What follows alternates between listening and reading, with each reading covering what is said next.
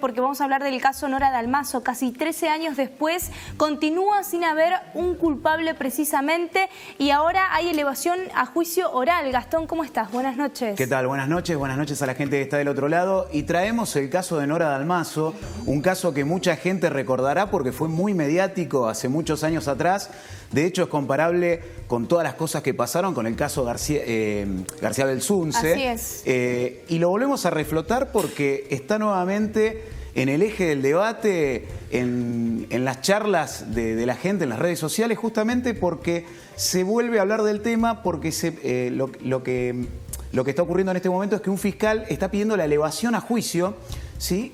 Imputando al marido que era de Nora Dalmazo, sí, por ser el presunto autor intelectual del homicidio de Nora Dalmazo, ¿no? A ver, recordemos, fue hace 13 años, todavía la investigación está atada con pinzas, se podría decir, ¿no? Porque ha habido un desfile de declaraciones, de testigos, de acusados, y ninguno terminó siendo quien hizo este crimen, ¿no? Sí, exacto. Hasta el día de hoy desconocemos quién es la persona que asesinó a Nora Dalmazo. Esto ocurrió en el año 2006, precisamente en noviembre, por eso dentro de muy poquito se van a cumplir 13 años. Y la investigación tuvo idas y venidas y tuvo una innumerable cantidad de personas señaladas, imputadas. En principio se imputó a un pintor, un albañil que trabajó en la propiedad. Esto ocurrió en el country Villa Golf de Río Cuarto, en Córdoba. Y se apuntó primero a esta persona diciendo que, bueno, que esta persona, por una cuestión de robo, habría asesinado a Nora Dalmazo. Después se lo señaló como que también la habría violado. Sí. Recordemos que Nora Dalmazo apareció semidesnuda en la habitación de su hija, asfixiada. Estrangulada, estrangulada. Y se apuntó a esta persona. Lo que ocurrió en principio es que mucha gente salió a manifestarse diciendo de que este era un perejil en realidad, que no tenía nada que ver. Y finalmente fue sobreseído de la causa.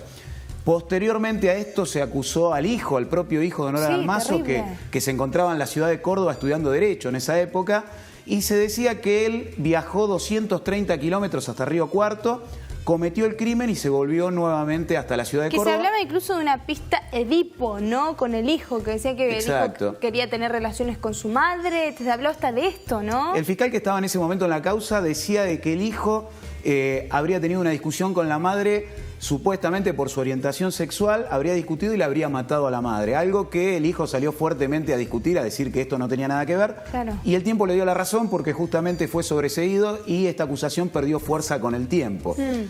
A esto tenemos que sumar un montón de imputados más. Después se habló de que habrían aparentemente juegos sexuales, que habrían amantes de Nora Dalmazo. En síntesis, 18 amantes, varios 18 de estos personas que declararon varios de ser su amante. de estas 18 personas que fueron señaladas se presentaron espontáneamente a declarar porque no querían tener ningún tipo de inconveniente con el tema de la causa. Incluso se presentaban espontáneamente a decir, bueno, yo era el amante, pero yo no tuve nada que ver con el asesinato.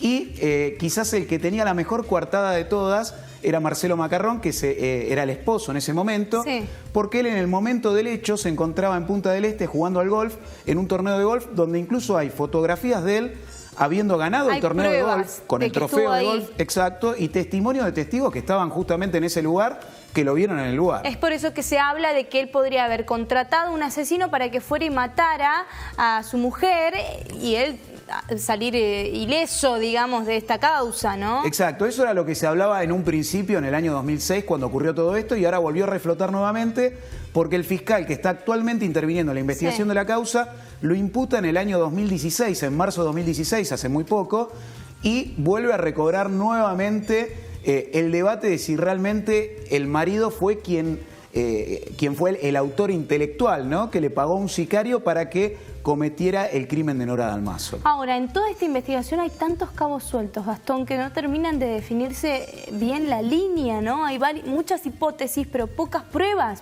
¿Pruebas firmes? ¿Qué pruebas hay? Bueno, como pruebas firmes, en teoría la Fiscalía sí está pidiendo la elevación de juicios orales porque en la etapa de instrucción realizó una investigación y cuenta con prueba suficiente y que motiva el pedido de elevación a juicio. Recordemos que esta elevación a juicio la hace la Fiscalía hace muy pocos días. La defensa de Macarrón tiene 3 días para apelar esta decisión, para que no se eleve a juicio, y en el caso de que no le den importancia a esta apelación o se la rechacen, se va a elevar la causa a juicio oral, y seguramente en los próximos meses se va a volver a reflotar la causa de Nora Dalmazo, una causa que tuvo muchísima difusión en el año 2006, incluso en los años posteriores, que va a volver a tener difusión nuevamente, porque va a entrar nuevamente en el eje del debate quién mató a Nora Dalmazo, que hasta el día de hoy, luego de 13 años, se desconoce. Es tremendo, 13 años y todavía no se puede encontrar un asesino. A ver, tan profesional fue, tan bien hizo este crimen, que no se puede encontrar ni una pista de quién fue el autor material, ¿no? De hecho, hasta el momento no se sabe. De hecho, se habla de que el marido podría haber sido el autor intelectual de pagarle un sicario, pero hasta incluso se habla de que hasta podría haber tomado un avión privado, ir al country, asesinarla y volver nuevamente. En el contexto del torneo, ¿no? Exacto. Luego del torneo, tomar un avión privado y volver nuevamente en un avión privado. Pero lamentablemente la coartada o la versión que tiene el marido de Nora Dalmazo es muy sólida. ¿Cuál es la versión que él tiene? La versión que él tiene es que él se encontraba en Punta del Este en un torneo de golf. Tiene innumerables testigos que lo vieron, hay fotos de él. Incluso en el country, hablando siempre de la versión esta que tomó un avión privado y volvió, nadie lo vio en el country ingresando ni saliendo. Entonces, esta posibilidad se ve un poco cortada por la sólida defensa que tiene Marcelo Macarrón en estos momentos, ¿no? Ahora, si se hace esta elevación a juicio, como decías recién, ciertas pruebas tienen de que podría ser él el autor intelectual de este crimen. En el caso de que se confirme que es el autor intelectual, en un caso con la relevancia como este, ¿qué condena podría recibir una persona en esta situación? La condena, en base a las características que tiene esta causa, es de reclusión perpetua. Esto es algo que está bueno aclararlo, porque mucha gente salió a hablar, sobre todo en las redes sociales, de que esto fue un femicidio. Recordemos que en esa época, en el año 2006, no existía la tipificación de femicidio, más allá de que femicidio, hablamos entre comillas, esto lo expliqué en una columna anterior, de que en el Código Penal tenemos la posibilidad o la incorporación del agravante de un hombre que mate a una mujer cuando medie violencia de género. No se nombra la palabra femicidio, pero se suele asociar al término femicidio. Más allá de esto, de que no existiera el femicidio, las características que tiene este tipo de hecho permite también que se aplique la reclusión perpetua, ¿no? O sea que exista la figura del femicidio o no, igualmente se le va a aplicar una pena de reclusión perpetua en el caso de que lo encuentre culpable, ¿no? Esto está por verse. Bueno, ¿cuándo se va a estar realizando este juicio oral? Bueno, en principio está corriendo, hoy es el primer día, están corriendo los 3 días para que la defensa de Macarrón apele esta posibilidad de que se vaya a juicio oral.